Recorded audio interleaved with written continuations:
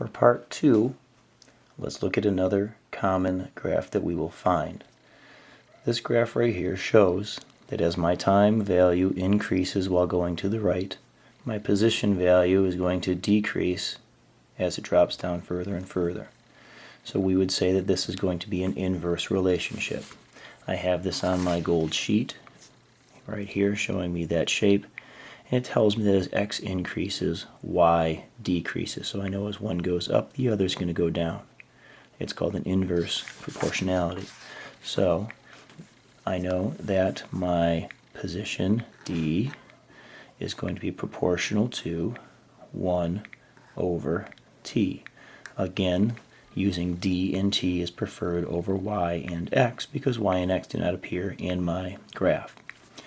The meaning, well, if I have d proportional to 1 over t, that means I'm going to end up with an equation that looks something similar to this. Position equals some coefficient multiplied by 1 over t. This coefficient could be any number, but that's the basic format. So I can see that if I have time equals 1, d will be 1 over 1. If time equals 2, d will be 1 over 2. 1 over 3, 1 over 4.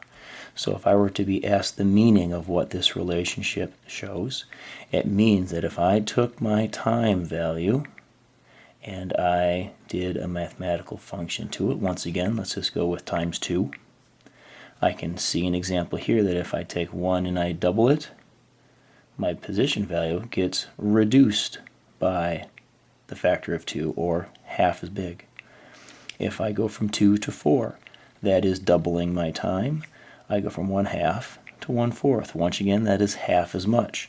So I see that my position value is going to be divided by 2, which of course is the same thing as saying multiplied by 1/2.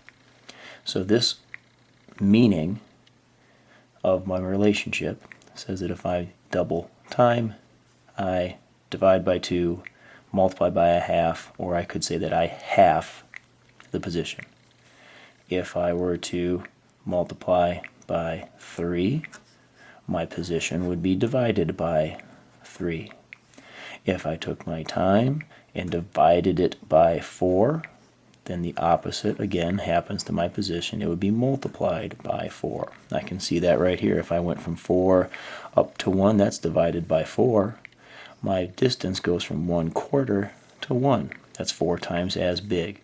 So the phrase I like to use is the opposite happens to my dependent variable. We now have the relationship, and we also have the meaning of what that represents. The next step would be to make a graph that will linearize this so that we can come up with an equation easily.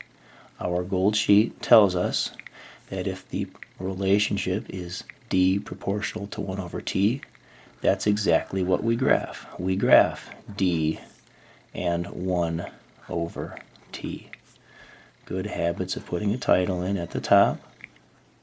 So this is a d versus 1 over t graph. D is still measured in meters. We have not changed that.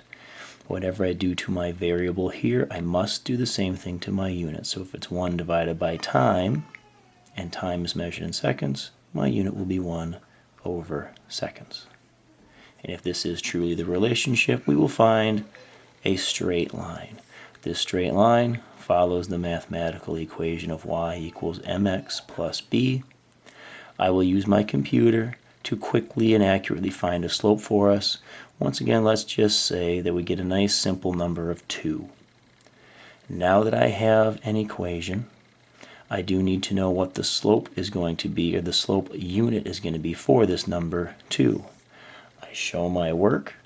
Y over x is my equation for slope.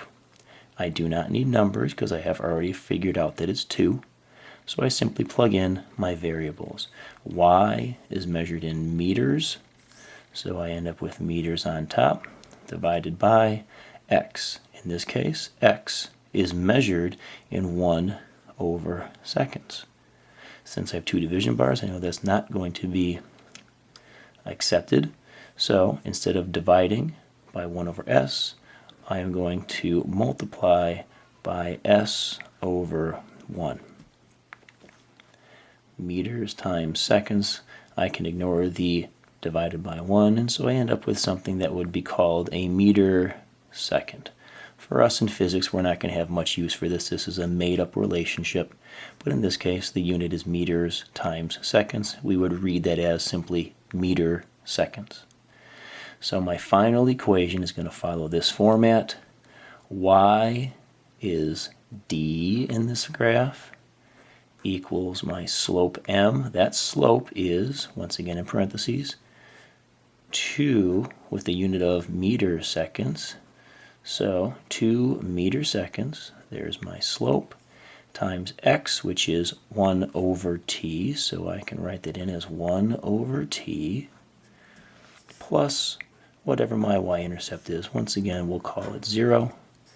And I know that my y-intercept is a y value, so it's measured in meters. There's my final equation. I can compare that to the gold sheet that I have. The gold sheet says that if we have this relationship and we graph y versus 1 over x, we end up with an equation that should follow this format. Y, position, slope, 2 meter seconds, 1 over x, 1 over t, plus my y-intercept. So this matches the suggested equation format that I'm going to have here. Now if I rewrite this, I could write this with a big division bar and a t below, so we can change the visual that we see here. But that right there is our equation. So we've taken the graph, determined the relationship, figured out what that means. You do not have to make a data table, but if it's useful to you, you can always do that. So we have the relationship and what it means.